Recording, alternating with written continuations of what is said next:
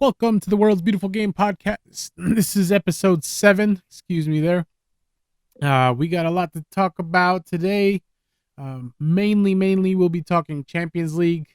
Some of the bigger performances in the EPL are the ones that really stood out to us, and we'll definitely, always as always, we'll talk about the Yanks abroad and what's going on with our U.S. men's national team players playing in Europe. But yeah, let's get the show on the road. All Let's right. do it. Let's do it. All righty. And to start off, we're gonna go first leg semifinal of the Champions League between Bayern and crap. What's the other team?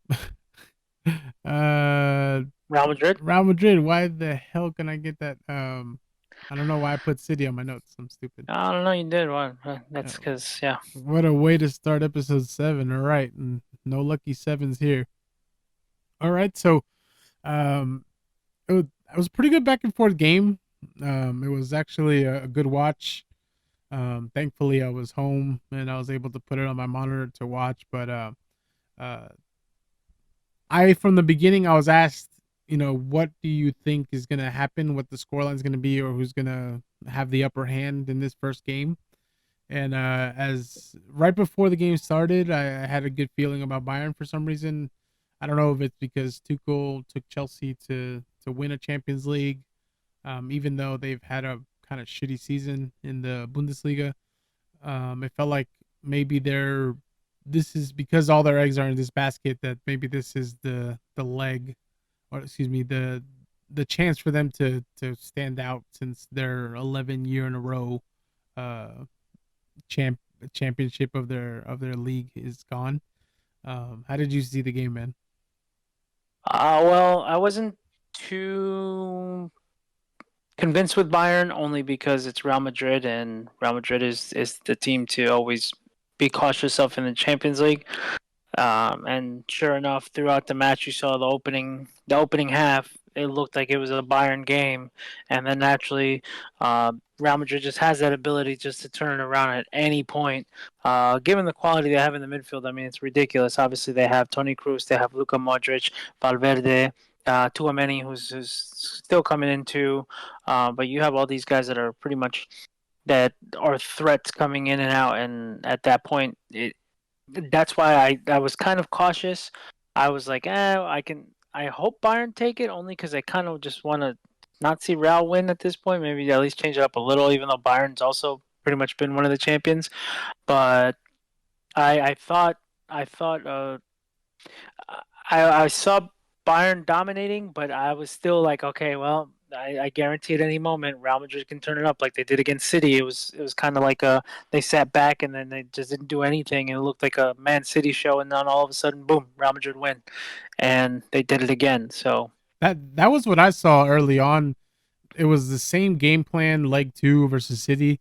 They literally kind of just sat in like a very organized low block, and just kind of decided. It looks like they might have talked about just letting Bayern, bring it, and maybe they thought maybe they could wear out Bayern. That's what it seemed like was happening. So when the game started, I was like, wow. I was like, Bayern is like on top of it. This is crazy. And then surely enough, the first, no, it wasn't the first opportunity, but like right after the first opportunity, Vinny pops up on a fucking amazing through ball by Tony Cruz. But I will say, man, Eric Dyer looks so slow on covering King Min Jae there, because he had to chase Vinny, and then Dyer, like, he he just reacted way too late, and next thing you know, Vinny's putting in the back of the net. so from what I saw in that one, oh, for one, I think Real Madrid at this point, because they have a few older pieces, they're playing chess. So it's kind of like, all right, they're Yeah, getting they're getting attacked, they're getting attacked, and keep in mind they don't have Courtois either. So Courtois versus Lunin, who's their keeper. He's a young kid. He doesn't. I mean, he's gotten experience now, but he's still not a general in the back. Versus Courtois, who has his experience, who has all that, who can kind of keep the team much better. And they're still missing Militao, who also has a Real Madrid experience. So given that, it seems like Real are kind of playing chess. They're like, okay, cool, we're gonna play, you know, we're gonna play dead in a sense where it's like, all right, they're gonna keep coming at us, they're gonna keep coming at us, and all of a sudden, at that point, Cruz just saw that opening, and he has amazing vision. I Yeah. mean, if you talk about quality passes, he does it time and time again, And it's so and simple. That's the best part. Like it's it nothing was crazy. Just like a through it ball was in between the two defenders. But Vinny did a beautiful dummy where he checked in and Kim got excited and he wanted to go intercept. So when he went to go intercept, that's when Vinny just turned and just dusted off. And then Cruz saw that and he just right through everybody. It was just a beautiful pass. And that's the danger of Real because you think they're going to slow it down, but then they have players like Rodrigo and Vinicius and Valverde that are all quick players, so they can just quickly push it forward. So it was definitely a crazy transition to see that happen, and then at that point you kind of thought, oh, is Bayern gonna get scared now and say, oh, what do we do now, and lose control of the game? But it was definitely an interesting, and it was I wouldn't say exciting, but it was a good game to watch because Yeah. it definitely kept you on your toes. Yeah, I mean, it wasn't not exciting. It was definitely it was just a good game to watch in general. Because yes, it was so you can tell like there was a lot of scouting and a lot of game management. It seemed like from the beginning, it some of the some of the chances by Bayern were pretty good, but it didn't really open up till after that first goal from Vinny. So at that point, Sane did then get his opportunity in the box and just shot a laser beam in the first post, and I mean it was unsavable. It's tough to do there. It's too hard to react to that. But yeah, you're right there about Real. Real's playing with having to move around those chess pieces because they got some injuries that are preventing them from being the strongest squad they could be. Um, I noticed Bellingham was playing more like a 10 role as opposed to an 8. He was really like running in between those last defenders trying to make them runs. He made a lot of runs, and that makes sense why he was subbed out in the 75th minute.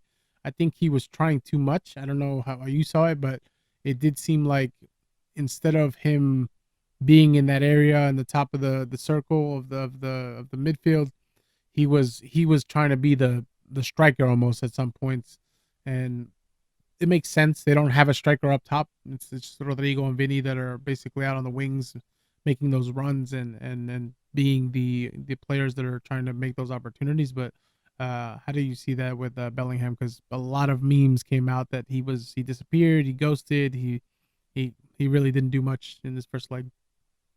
Yeah, people expect him to be that revelation and just score multiple goals and just be, yeah, something that he's not because he's still a midfielder. He's not a forward. So yeah, was he actually trying more? Like you said, yeah, I definitely agree.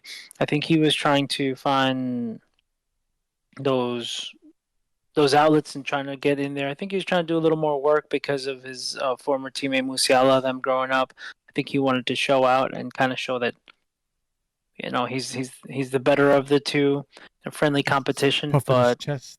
I I think he's definitely doing too much. Like you said, he definitely got gassed early, and they had to take him out, which is not a normal thing. He usually stays in pretty well the whole match. So Yeah, I I mean, think he was doing everything he could, but doing too much because Bayern's defense is definitely solid as well. So they definitely were in the center as well. That midfield, they were able to hold them off. They were able to pretty much influence how he played the game. So he didn't kind of keep his composure to continue to play his game. So he definitely got thrown off, but he still made the movements. And again, the movements that he made created spaces, and that's what led to the Vinny goal, and that's what led to the other movement going around. So the second goal was created a chance just with kind of getting Bayern all off their toes yeah, that one came out of and nothing almost. yeah, That exactly. yeah. So And then both teams' second goals, terrible, clumsy penalty chances given up by both teams. The one on was it Vasquez for Real that I don't know, he got after being the hero on the Clásico, he came out and kind of messed up in this game. So Kane is Left the gonna leg out. Yeah. Kane's gonna put those home any day of the week. I love that Bellingham was trying to get in his head. That was kind of funny, but that dude's automatic, man. I mean, he's what Yeah. he's got like 50 goals in the league and in the Champions League. You give him that opportunity, he's gonna put in the back of the net. That was funny to see. And then on the penalty that the Bayern gave up, King Min Jae, Rodrigo just won. But yes, back to yeah. It just looked like you said, it was Then well won. So one thing I was surprised by, I just remembered this, and I put it there too. Are you surprised Alfonso Davies didn't start? I didn't see anything about an injury. I didn't read any reports. Mazraoui played on the left side and Kimmich at right back against Vinny and Rodrigo. That seemed like a pretty silly change to make there. Why would you not have him in that game? yeah, that's super surprising. I don't see how he could ever be one that you get that sits out. I really don't have any words. I even trying to look right now just to see if there's anything that shows like why he was benched or anything. But You think it has anything to do with him probably going around next season? Because that was the what I had seen that they're trying to buy yeah, him. that's the rumors that I'm seeing that I've seen as well. But yeah, I don't see anything as to why. I don't see. Yeah, I definitely don't agree with him being benched. He's definitely much better than Mazraoui. Has he been playing lately for Bayern? I would imagine so, right? But I know Tuchel's been having issues with some of the players, so Yeah, they maybe that's puts one him of them. in 3 minutes. So Yeah, he had what literally 3 4 minutes to play, which was at that point hmm stupid because what the hell? But that was pretty yeah. pointless. But um, you know, Before that, he played 21 minutes for Frank against Frankfurt, and then he played a full 90. But then before that, 28, and then full 90. So oh unless he had maybe carrying some type of injury, but I don't know. yeah, that's interesting because Mazraoui, I mean, I guess he's fast, but he's not exactly prime time. I mean, I know he's been on that team, but that team.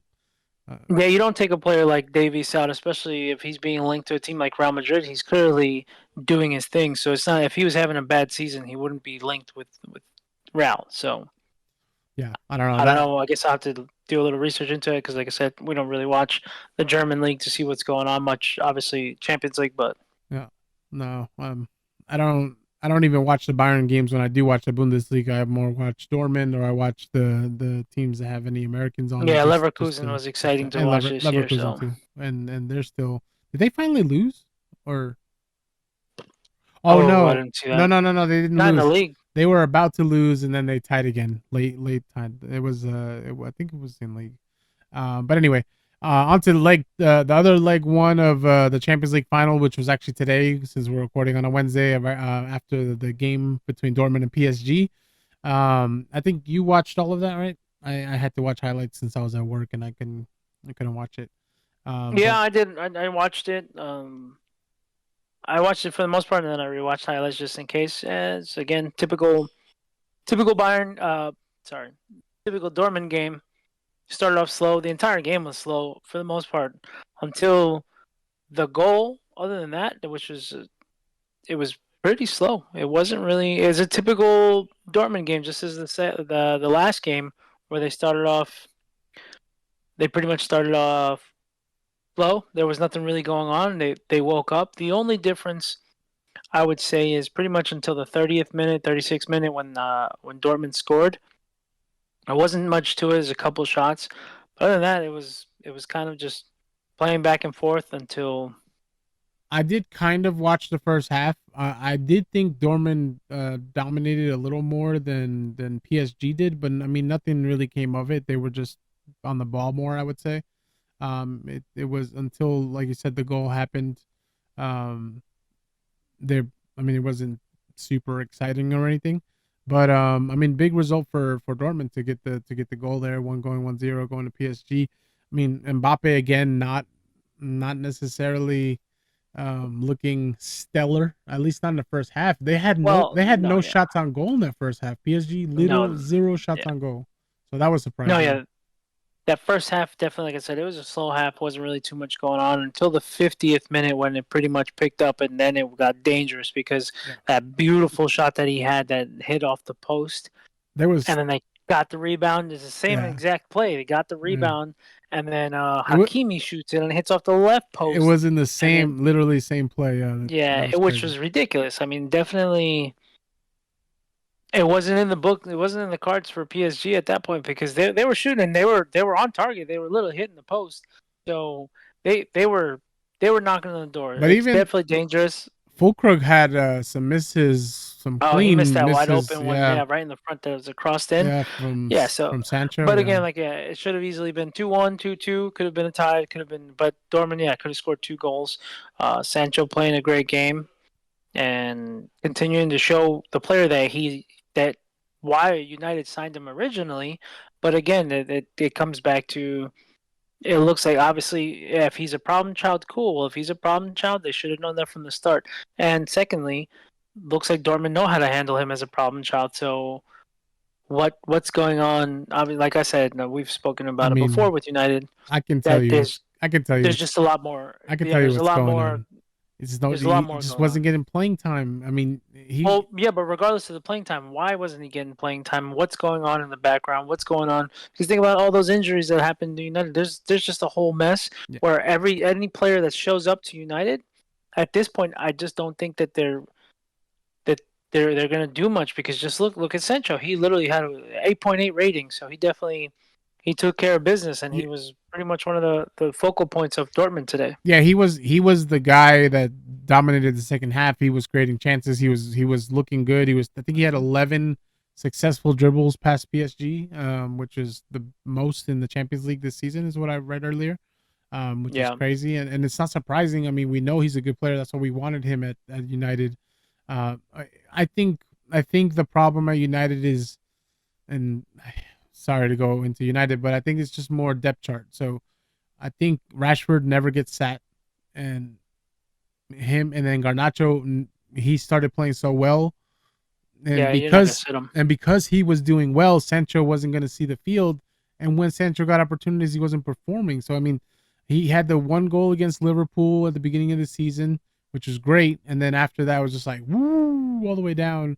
But his confidence is back, and he's gonna come back to United next season. I mean, he's only on loan, so that's good for us. Yeah, well, we have to see what's gonna happen because if based on what they're saying that they're ready to sell everybody, which I'm okay with. I Sell saw everybody. Fuck it, I don't care. 23 of the players are on the transfer list. I was Cool. like, I'm damn, cool with that. I'm cool with Even that too. Yeah. even Bruno Fernandez, which I love him, but uh, Nah, nah, I he can go. disagree on that He one. I no fucking way. well, I honestly for him, for his sake, I would go. He doesn't need to go be at a team that needs to rebuild. He needs to go to a team, Real Madrid, go to Barcelona, go But win something. I would, United's not gonna win anything in the next 5 years. yeah, I guess. I mean, I know Maybe in Europa League, which they're not even qualifying for. I saw a quote of his earlier. I think they were asking him about his future at United, and he said that right now his only focus is the FA Cup, and then after the FA Cup, it's the Euros. That's really the only thing he's really thinking about. I don't want to see him go. I mean, I hear what you're saying for him personally, or just selfishly to want to go win somewhere. Yeah, probably go somewhere else. But I think that I know a lot was made with him about him not being a good captain, and he's so like he No, cries that's too much and horrible. all that shit. I think that's the worst garbage, and Yeah, that's the media pushing that of line, course. and then and then whoever attaches to themselves on social media as well for it.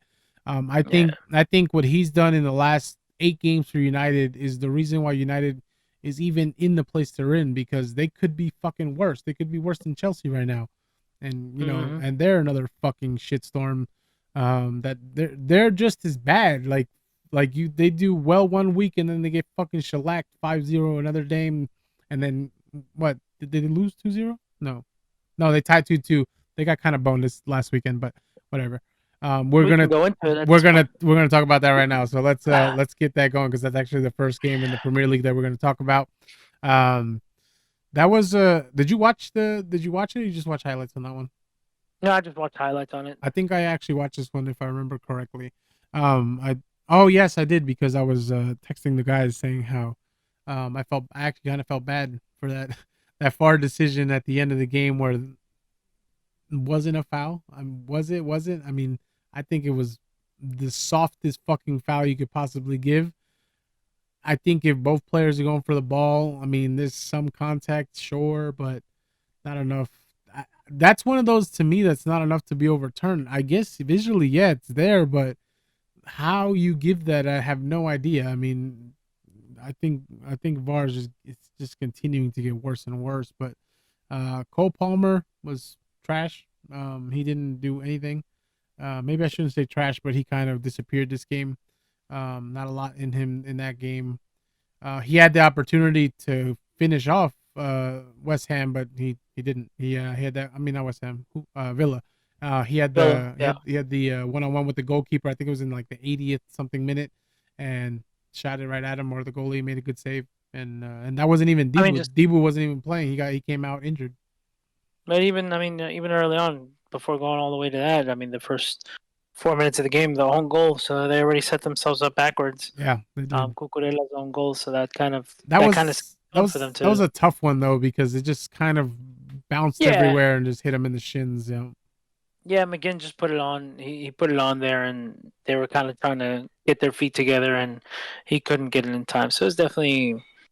Uh, it was just I wouldn't say luck, but hey, that's where you put it on Yeah, net, I and then mean, at that point, that's what you got to do. So that that's what they did. And yeah, Cucurella happened to be there. Yeah, you can't blame him and say, yeah, he did terrible. No, he was coming in, and then that ball got shot, and he tried to, at that point, just move his feet as much as he could. And so, but that kind of just set the pace with them, with Villa kind of taking that lead early, and then just kind of. yeah, and then Rogers, I believe it was, with the second goal to the first post, which I thought was it wasn't the greatest of goals. I mean, I think the goalie probably could have done better. I don't know. You tell me. It was that first post shot. It didn't seem like it had a lot of zip on it, but I mean, it got through. So I guess, but Yeah, it all depends sometimes. Sometimes the keeper's looking at something else, trying to see, because of course at that point you're seeing everything on the field. So sometimes, yeah, even though you gotta expect shot, sometimes you're looking at something else. So if he takes his eye for a slight moment at this level, taking your eye a slight moment is dangerous. So yeah, yeah, that hesitation, and then Chelsea's. I am not even gonna attempt to pronounce his name because I don't even know who he is. I don't even know if you know his name, the guy that scored the goal, the but kid that scored the. yeah, he gave him a shot. I mean, and then they had plenty of time there to tie it up. Which beautiful goal from Gallagher, one of the probably the alongside with Cole Palmer, probably the most consistent player on that team. Gallagher, I think he's like the second vet after Thiago Silva. I don't think there's anyone else at this point that's Yeah. left with the years of experience. But Golasso, I mean, I don't know that he hit that very well, but he put it in a good fucking spot when he put it in. So that set up that drama at the end there with that The VAR call. Diassi, Yeah, the Diassi scored that. Disasi. It's Disasi. Say it. Is it Dias? Is it Disassi or is Diassi? No, it's Disasi. But yeah, Sure. If no, it becomes relevant, but yeah, he's a Chelsea player. yeah, you're right. Anyways. But no, yeah, that set up that drama at the end of the game, and Pochettino was pissed off about it, and I think a lot of managers this last weekend were pretty mad about some Was that after the third calls or goal non or right calls. before?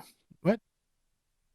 Was that third goal that they called? That was right at the end, Oh, and then Villa almost scored, hit the thing crossbar at the end, and then it was over right after that. But yeah, that was because they called that third goal a foul, right? yeah, That's what it was. they called it off because it was That's what foul. you're. That's the one you were talking about that you're Yes, at saying the that he beginning. was a soft foul. Yeah. Nico I'm gonna watch Jackson. it again. I'm Nico sure. Jackson had a goal early on, but they called it off for VAR as well for offside. See, his nutsack was off, so you know how that goes. I see what the. I just checked it again because I couldn't remember what caused it. I mean, it's a foul. He literally shoves right into him. But The it's player's got his back. The player's looking up like this, and he straight pushes him, and you can't even tell that he's not the the only defender wasn't flopping or I anything. know the only thing I'll say for it is that Diego Carlos he wasn't just like looking up for it. He was backing to back into the Yeah, he guy. was backing to win a challenge, and the player went in with his forearm. I, So to be fair, that's the only reason why it's not. Is it But it doesn't need to be strong fouls. You don't have to kill the guy I for it to know. be called a foul. In this case, yeah, he saw that. He saw he was behind him. He's like, all right, cool. He's like, we're gonna challenge. He's like, I'm gonna put my body into you. If you put your body into me, and see how it goes. But he didn't. He literally shoved him. He threw a forearm, and so looking at it again, I don't have an issue with the foul. I don't see. I don't see why It was just it would be. for Chelsea. It was just a missed opportunity because Sure. the Nico Jackson had scored also earlier, but him. Oh yeah, it Dude, was I can't, at this point I don't know who the fuck is worse, Nico Jackson or Darwin Nunez with fucking missing the goal. Nico, Jesus, because Jesus, at least Darwin, they're in third place. So bro. We'll talk about him too because he had a fucking wasted opportunity in the Liverpool game too. well, that was a big change. My But man yeah, inside we'll of talk about that the after. four, the fucking six. Okay. Yeah, we can go into it. That's This actually the next match, game that we're anyways. talking about next. Yeah. So another terrible I don't want to say terrible. Beautiful performance. Great for us United fans to see Liverpool choke and just continue to choke and just do it to themselves. Um, just a tie here. I wouldn't say fully choke. I think West Ham are definitely, obviously, they're trying to keep their positioning. So I think they're the most dangerous team to play against right now towards the end of the season because they're just trying to solidify their Champions League spot. No, So they're trying to get the Europa spot. Champions League is Villa. are they? Oh yes. Sorry, no. I didn't mean that. Yeah, but West Ham have just been playing. Ultimately, the last few games they've stepped it up big time. So for one, it was great for West Ham to go into a a Liverpool team that's just lost its identity towards the end of the season. They've had a way worse breakdown than Arsenal, which They're is insane. yeah, they're like falling apart is what it seems like. It just seems like Yeah. Well, because that match they had what, four changes because they changed out Salah, they changed out no, he came. Darwin didn't No, start. they all yeah. So Salah, Darwin, uh, Curtis Jones Center didn't back, play, and yeah. who was the other one? Anybody in the I saw it midfield? earlier. Well, Endo played again. I know. Yeah, I Endo think it started. because I think. there's Oh, was it Gravenberch, McAllister? Endo, and McAllister. Yeah, McAllister's having a great season. He's the only one that's kind of still continued through his performance, and obviously they're not going to take out Van Dijk, so and Trent Alexander. So at that point, Robertson was on the left side. So for the most part, yeah, it's just but a few changes, and they still couldn't get it going. It just I don't know what happened to Liverpool. I don't know what on earth they could have like the issue is, but wow, it's I mean, disaster. it's crazy because it's a team that always produces opportunities, but even when the subs came in, I mean, Salah was active, but not really dangerous.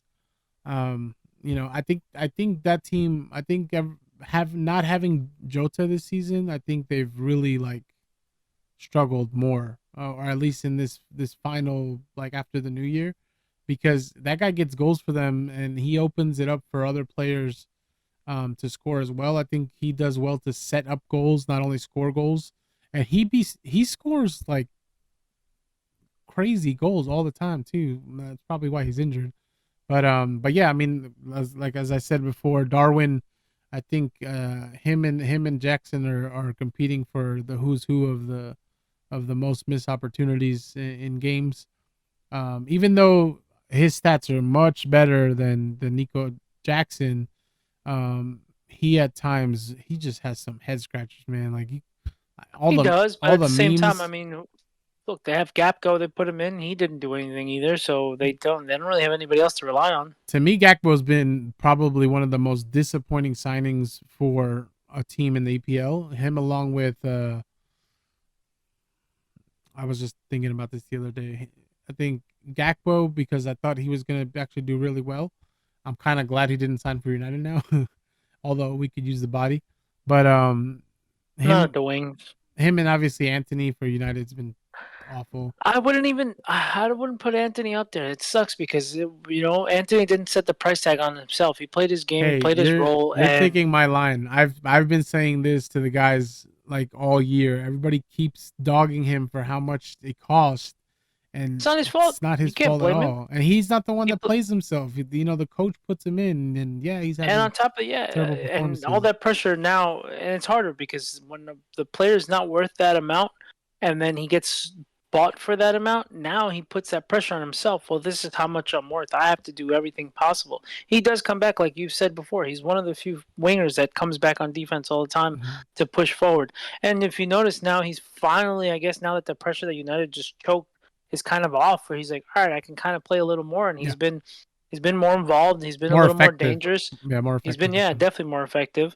and it's kind of like if you put him against Mudrik, they just kept him they kept quiet about him, and it's all about Anthony Yeah, because that that's price that's tag. another one that I don't even talk about because I mentioned it I think a couple of pods ago or episodes ago. I said that was another waste of money for Chelsea. Like it's another guy. He's probably going to move on too because he's just not performing there either.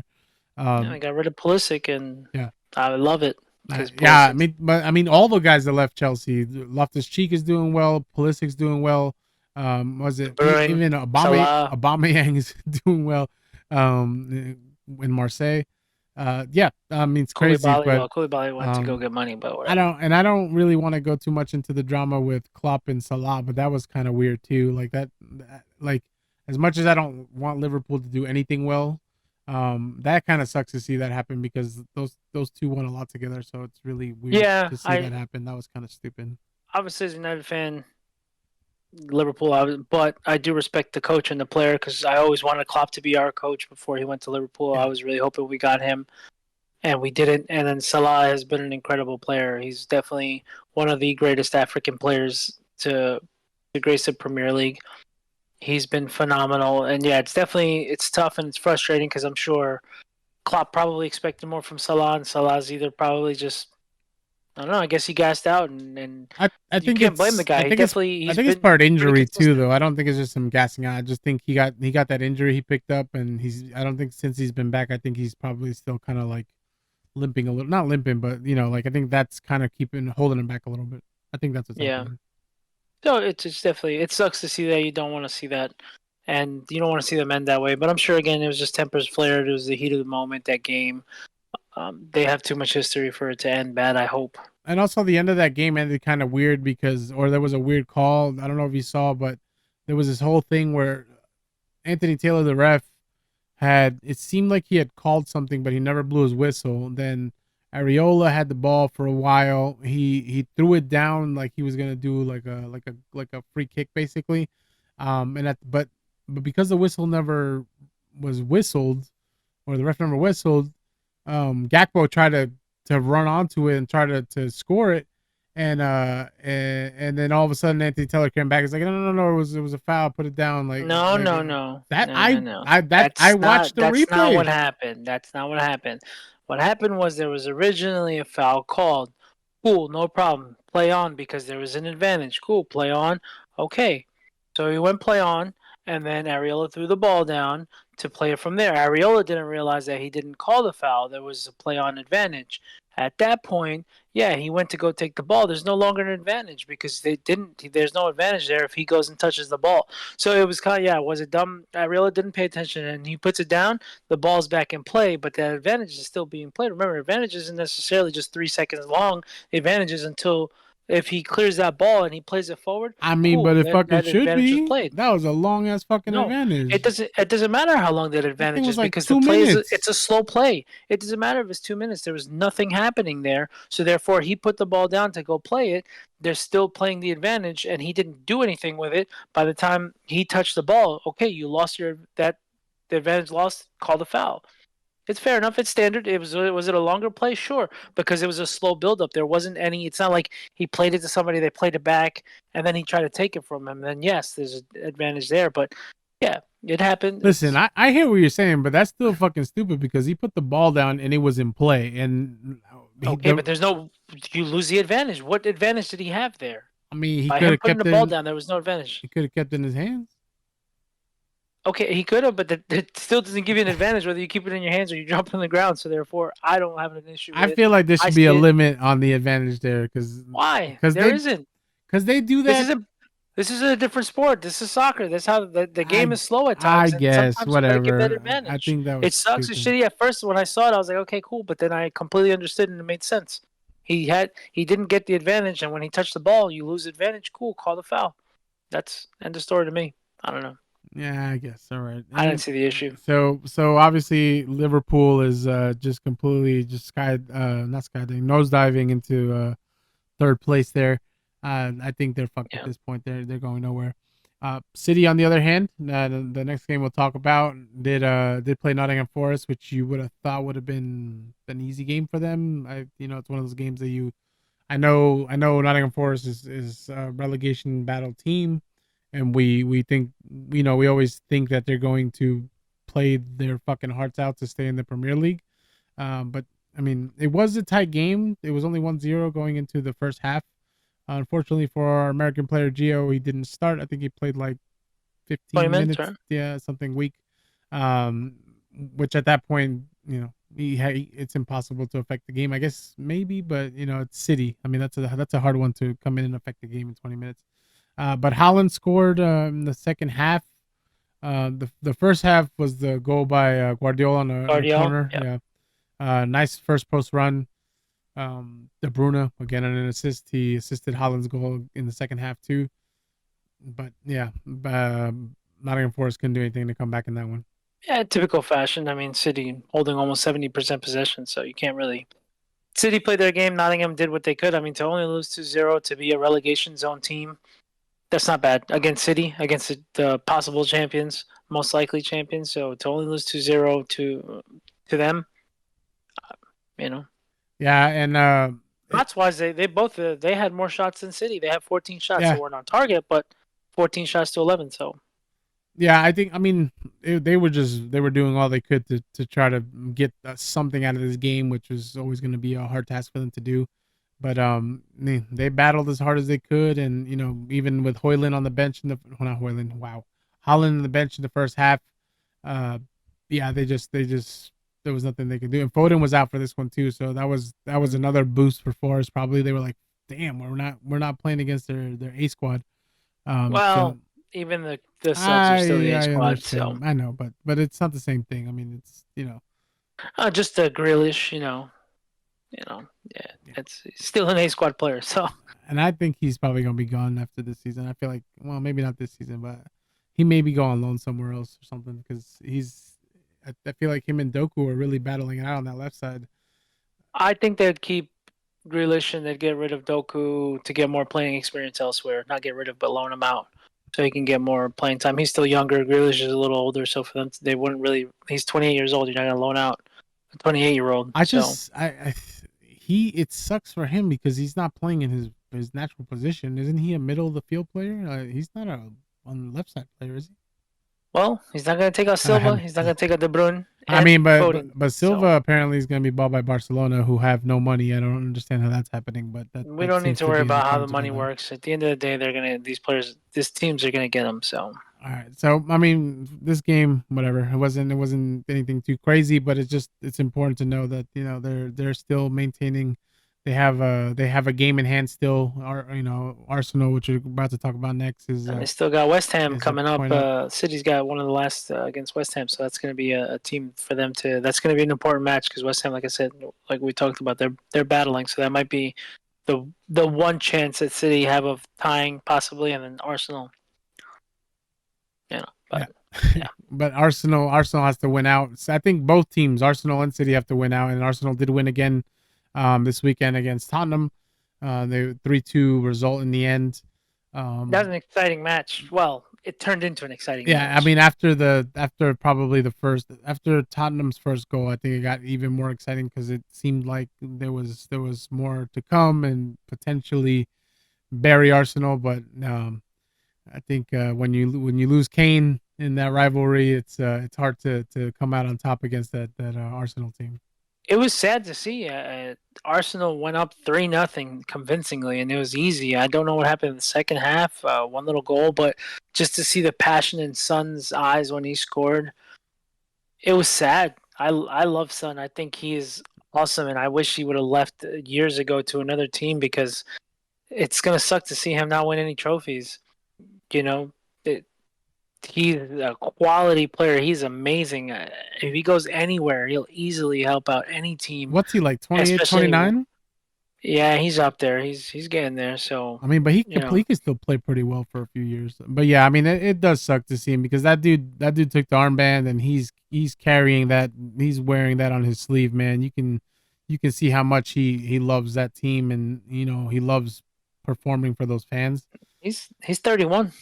Oh He's shit, he's up there. Yeah. 31 already. Damn, crazy. So I mean, but and my guy, not Saka on the counter, scored that goal that just wound up being Yeah. easy for Hey, him hey, on but he that put an assist and a goal, so James Madison flop in the box. It's just it yeah. fucked up. That fucked Tottenham.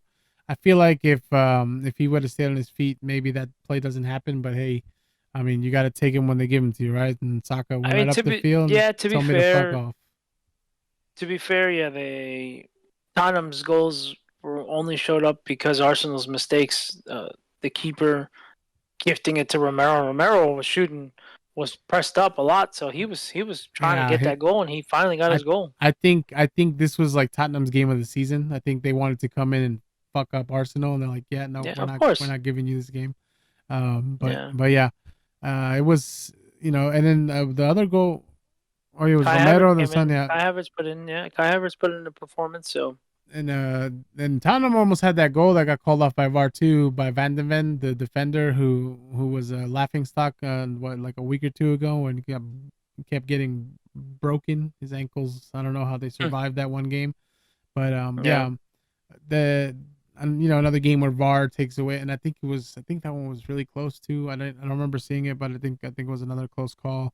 Uh, the Ange Postecoglou after the game was like, I think I'm going to Sweden next because they decided not um, to add VAR to the league because they all voted against it. I was like, that's pretty funny. But yeah, so yeah, that puts Arsenal at 80 points, even though they've played one more game than City has. City's on 79 points, but it's coming down to the nitty gritty, man. There's like what 4 or 5 games left, and no, like 3 games left. That's about it. shit. But and at least for City, the FA Cup is like at the end of May, so it gives them Yeah, it some gives time them a to little time. hopefully it gives fucking United time to get ready too for the next game because otherwise, oof. Yeah, they need to step it up. So it's gonna be. I mean, we need players to come back in a heartbeat because if we don't have a squad, this is getting it's just shades of last year. Gundogan scoring in the fucking first minute of the damn game, and Mm, just it never being an actual tie after that. yeah, and now Rodri is the man to step in. So yeah, he's been playing a hell of a. It's gonna be a tough. That's gonna be a tough match coming up, but What do you we'll think? see as it gets closer. What do you think about that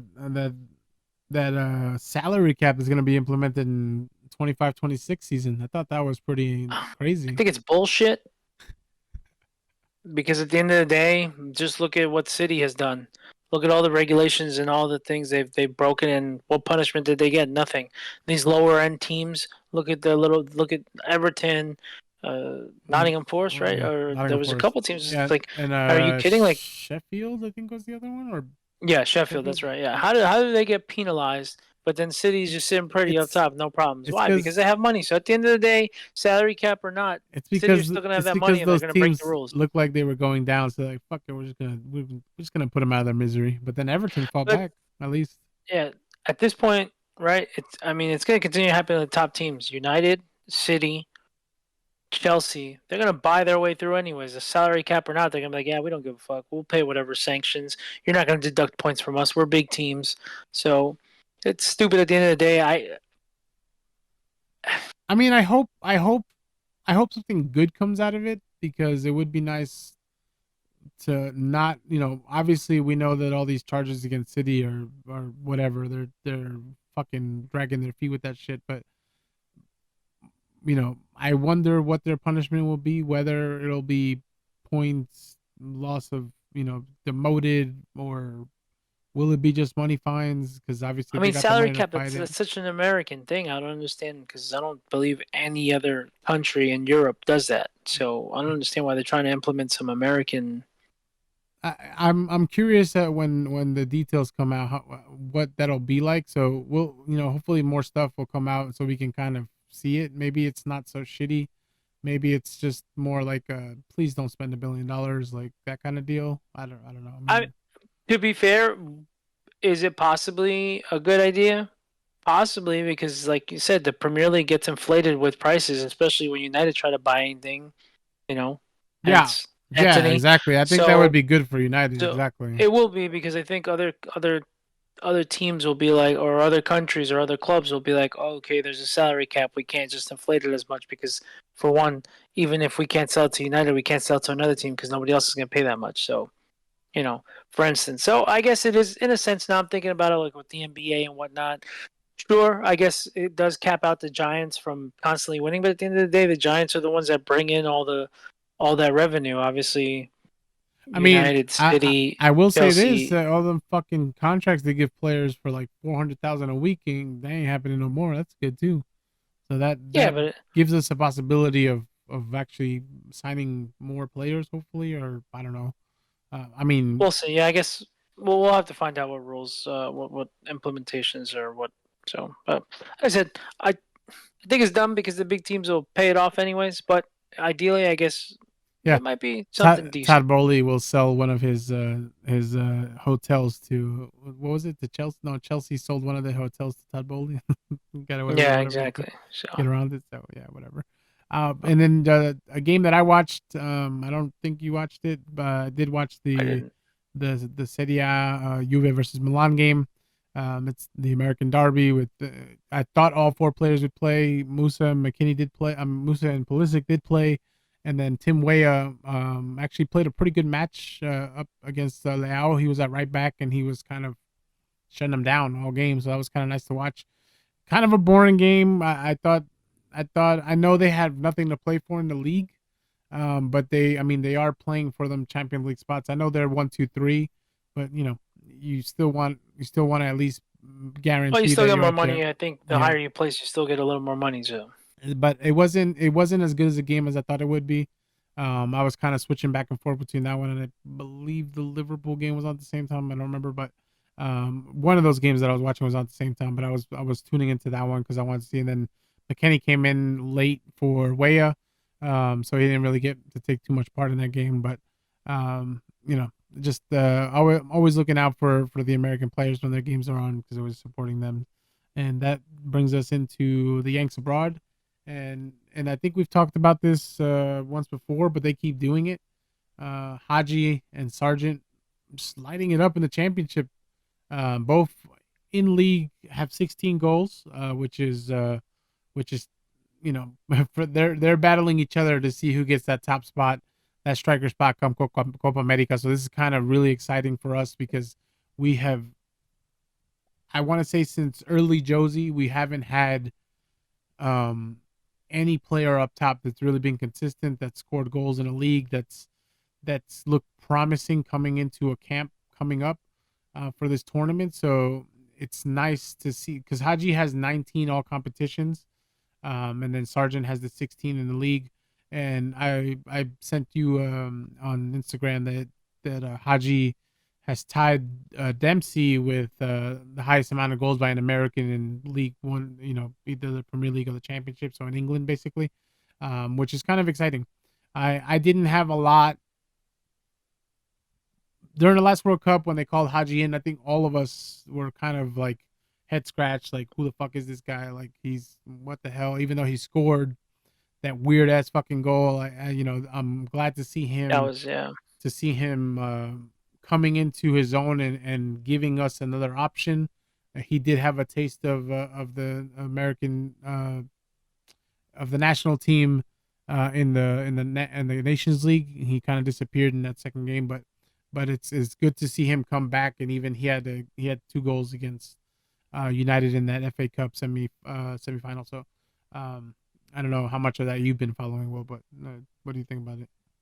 Just been reading and whatnot, and just kind of seeing. I haven't watched the highlights or anything. The only thing that I guess I do want to watch a couple more highlights because I was talking to Miguel about it, and he was kind of telling me he still doesn't like Haji. He still doesn't see anything special out of him. So yeah, I think he still needs to prove himself on the USA team because yeah, he could have these goals and everything, but we need to see how good of a striker he actually is because it seems like the US plays, I don't know if again they're just trying to all prove that they're bigger players than they are and not play as a team, but I know Haji's been doing more the last couple games. At least I saw for the when he was playing for the U.S. He's trying to do a little more. He had that the goal to put U.S. into the finals. Yeah, So he had it. yeah, 2. Yeah, so he added, which is good, but yeah, I do want to see how he plays with the U.S. So I agree with Miguel as far as he needs to show that he's actually a quality striker, and he's just not getting these goals for the team he's playing where they're just kind of feeding him, or he's just at the right spot just to kind of do that. If he's an actual striker, or if he's just picking up little things here and there. And then also Sargent, I haven't really watched him. I haven't seen any of his goals. I've been just reading articles and everything, but I haven't seen any of his goals, so I want to see how he's looking and how confident he is on the ball. But yeah, those are definitely our two strikers, and we don't have any other strikers coming up. Balogun is definitely fallen off. I'm not sure what's happening with him, but I think those are going to be our two main strikers for the Gold Cup. So Yeah, I think the only thing for Haji that's going to be interesting is he plays on for Coventry on the left side. He plays yeah, Pulisic's role, and in it just really depends on the setup Berhalter has, because I feel like at this point he keeps playing that 4-3-3, and I feel like it's not working as well as it should be working. I feel like he needs to maybe change it up a bit and stop being so like, this is my formation and this is how we're gonna play. It feels like he might need to tweak it a bit.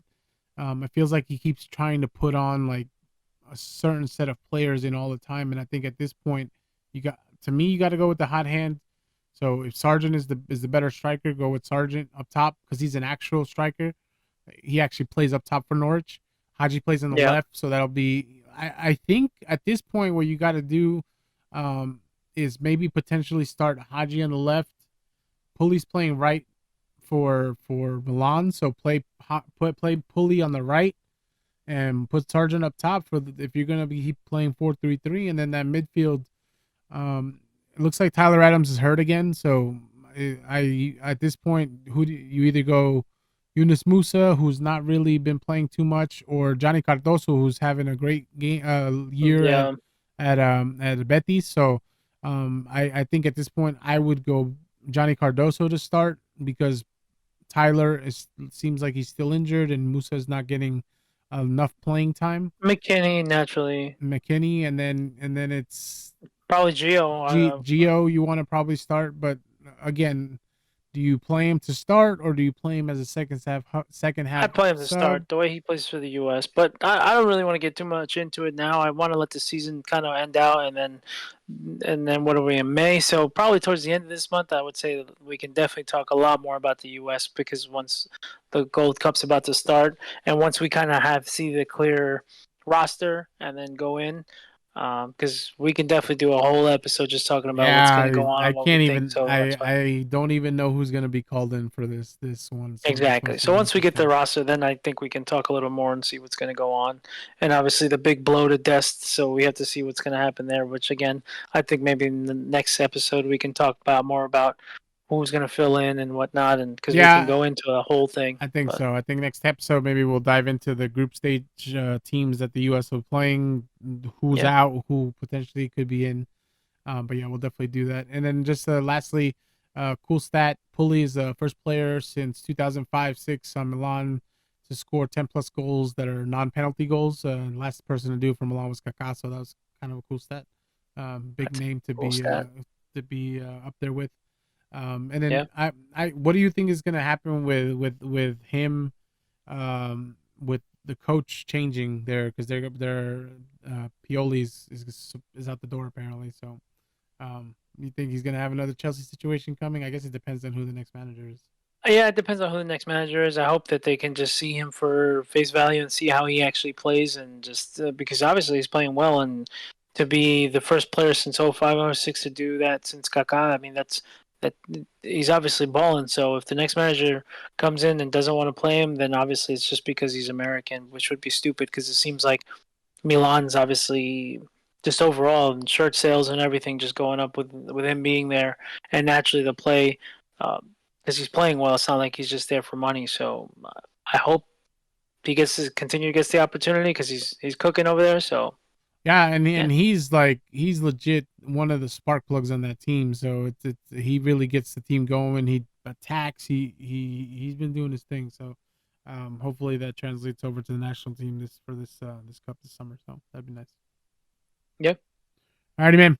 So that ends our conversation for this episode of the podcast. Please check us out as always. We are now posting these videos on YouTube as well. We just finally got that going.